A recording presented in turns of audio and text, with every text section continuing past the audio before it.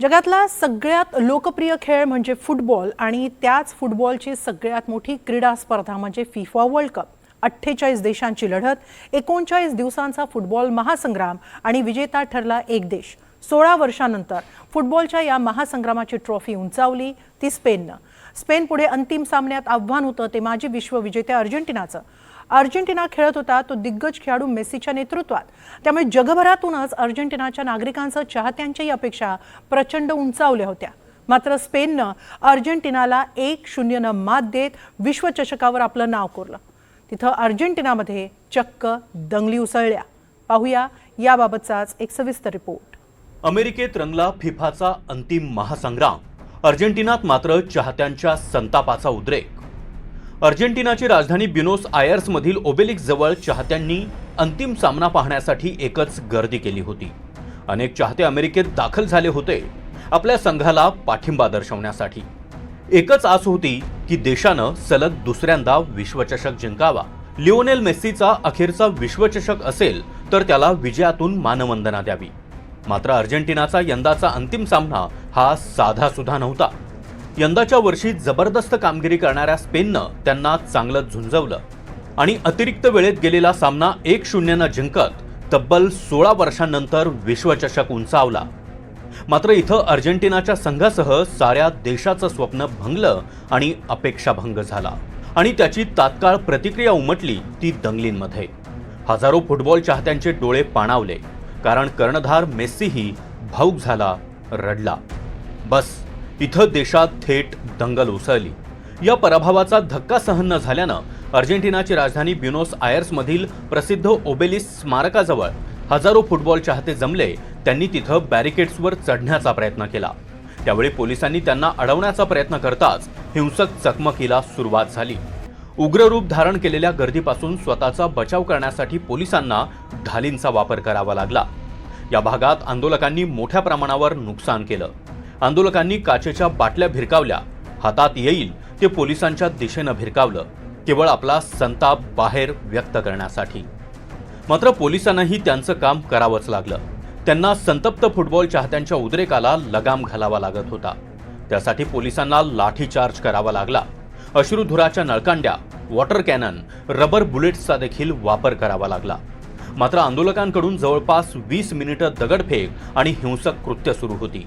त्यात 7 पोलीस जखमी झाल्याची माहिती मिळते, तर इतर अनेक जण जखमी झालेत। एका महिलेला तर रुग्णालयात दाखल करावं लागलंय। तर पोलिसांनी कोरियांतेस ॲव्हेन्यू ते बेलग्रानो ॲव्हेन्यू पर्यंत त्यांचा मोर्चा सुरूच ठेवला आणि त्यानंतर पोलिसांनी सतत संचलन सुरूच ठेवल्यानंतर संतप्त जमाव पांगू लागला। लोकांचा संताप इतका होता की हातात मिळेल ते घेऊन त्यांनी पोलिसांच्या दिशेनं भिरकावलं। साधारणपणे रात्री 11:15च्या सुमारास ही दंगल उसळली। त्यानंतर 20 मिनिटं केवळ संतापाचा उद्रेक पाहायला मिळाला। त्यानंतर पोलिसांनी किमान 15 जणांना अटक केली। यात अनेक नागरिकांसह पोलीस अधिकारी, कर्मचारी देखील जखमी झाले, तशी माहिती अर्जेंटिनाच्या वृत्तसंस्थांनी दिली आहे। मात्र त्याआधी अमेरिकेतल्या न्यूजर्सीमधील मेटलाईफ स्टेडियममध्ये प्रचंड रोमांचक सामना झाला। या संपूर्ण सामन्यात दोन्ही संघांनी अप्रतिम खेळाचं प्रदर्शन केलं। निर्धारित 90 मिनिटात सामना गोलशून्य बरोबरीत राहिला। मात्र अतिरिक्त वेळेत अर्जेंटिनाचा बचाव भेदण्यात स्पेन यशस्वी ठरला आणि 106व्या मिनिटाला टॉरेसनं शानदार गोल करत स्पेनच्या विजयावर शिक्कामोर्तब केलं। स्पेननं संपूर्ण स्पर्धेत उत्तम कामगिरी केली होती। स्पेनचे युवा खेळाडू आणि अर्जेंटिनाचा दिग्गज कर्णधार मेस्सी असा हा सामना लक्षवेधी ठरला। स्पेननं 1-0 अशा गोल फरकानं सामना जिंकला आणि 16 वर्षांनंतर लाल जर्सीनं फिफा विश्वचषकाची ट्रॉफी उंचावली। अमेरिकेचे अध्यक्ष डोनाल्ड ट्रम्प आणि फिफाचे अध्यक्ष गियानी इन्फांटिनो यांच्या हस्ते कर्णधार रॉड्रिगोनं विश्वचषक स्वीकारला आणि स्पेनच्या खेळाडूंनी एकच जल्लोष केला। तर दुसरीकडे अर्जेंटिनाचा कर्णधार मेस्सीसह संपूर्ण संघ भावुक झाला, त्यांना अश्रू अनावर झाले। या पराभवामुळे आपल्याला अतीव दुःख झाल्याचं अर्जेंटिनाचे मुख्य कोच लिओनेल स्कालोनी यांनी म्हटलंय।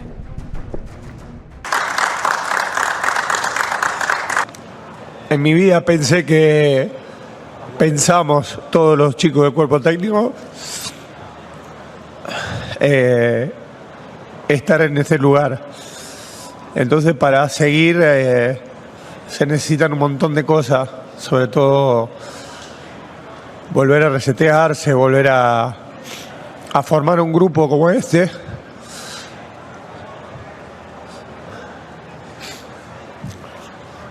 Que difícilmente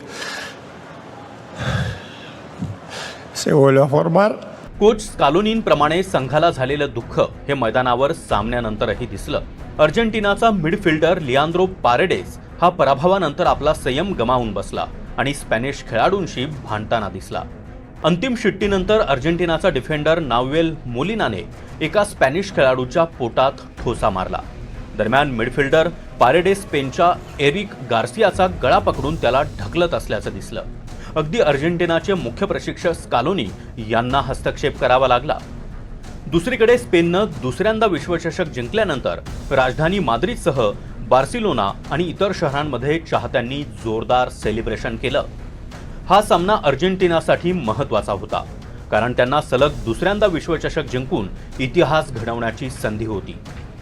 मेस्सीचा हा शेवटचा विश्वचषक असेल अशी ही भावना चाहत्यांमध्ये होती आणि अर्जेंटिनानं इतर बलाढ्य संघांना नमवत अंतिम सामन्यात प्रवेश मिळवला होता. विजयाच्या इतकं समीप येऊनही एकही गोल न करता सामना गमावल्याचं दुःख संघासह संपूर्ण देशावर पसरलं आणि देशात दंगल उसळली. Bureau report, NDTV Marathi.